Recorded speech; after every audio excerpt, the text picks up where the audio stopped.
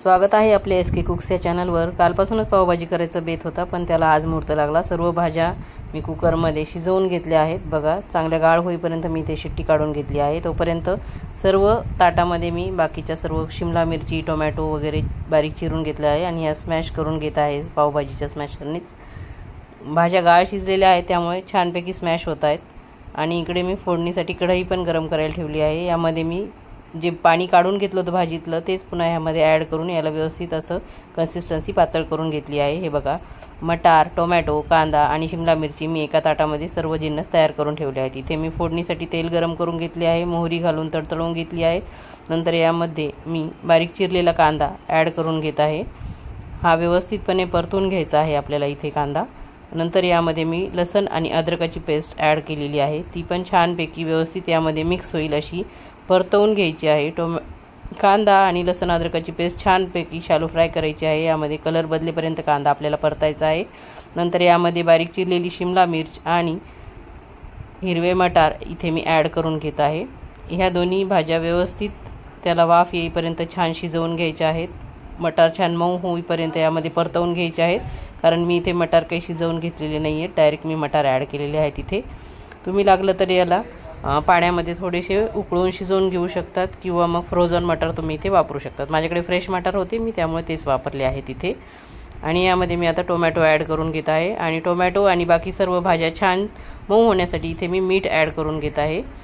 भाजीमध्ये जेवढं मीठ लागतं तेवढं मी इथेच टाकून घेतलेलं आहे आणि व्यवस्थित ह्या भाज्या मी इथे परतवून घेत आहे। सगळ्या ह्या भाज्या छान परतवून घेतल्या आहेत आणि छान शिजण्यासाठी मी इथे ताट ठेवून याची एक वाफ पण काढून घेणार आहे। हे सर्व छान मीठ याच्यामध्ये एकत्रित करून घ्यायचं आहे आणि इथे झाकण ठेवून मी याला व्यवस्थित वाफ काढून घेत आहे। मीठ व्यवस्थित मिक्स होईल या पद्धतीने हे परतवून घ्यायचे आहे, नाहीतर कुठे मीठ लागते कुठे नाही असे नको व्हायला। ताट ठेवून इथे वाफ काढून घेतली आहे मी इथे। आता छान आपल्या भाज्या मऊ झालेल्या आहे आणि हे परत एकदा मी व्यवस्थित परतवून घेत आहे। आता यामध्ये मी हळद, आपल्या भाजीला किती तिखट पाहिजे त्यानुसार तिखट ॲड करून घेत आहे। हे माझे घरचे घरगुती तिखट आहे आणि इथे मी एक पावभाजी मसाल्याचं पूर्ण सॅचेस ॲड करत आहे आणि हे सर्व मसाले व्यवस्थित पूर्ण भाज्यांना कोट होतील या पद्धतीने व्यवस्थित परतवून घेत आहे।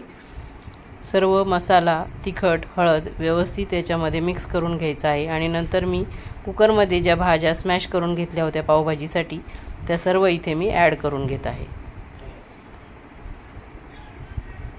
कुकरमध्ये राहिलेल्या भाज्यांचं पाणी घालून मी स्वच्छ करून इथे पाणी पण ॲड करून घेत आहे आणि हे सर्व भाजी व्यवस्थित मिक्स करून घेत आहे।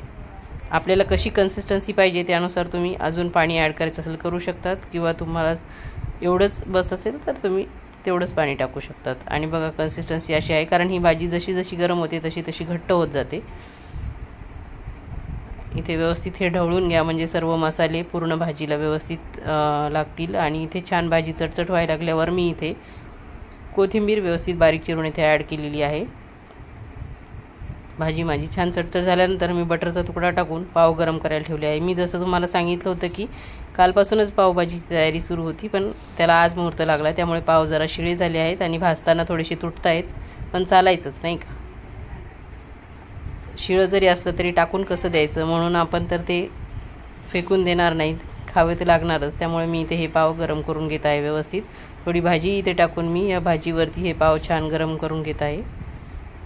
तुम्हाला जसे आवडतात त्या पद्धतीने तुम्ही गरम करा, आमच्याकडे असे आवडतात म्हणून मी असे गरम केले आहे। बघा, ही छानशी पावभाजी तयार झाली। आवडल्यास लाईक, शेअर, सबस्क्राईब करा। धन्यवाद।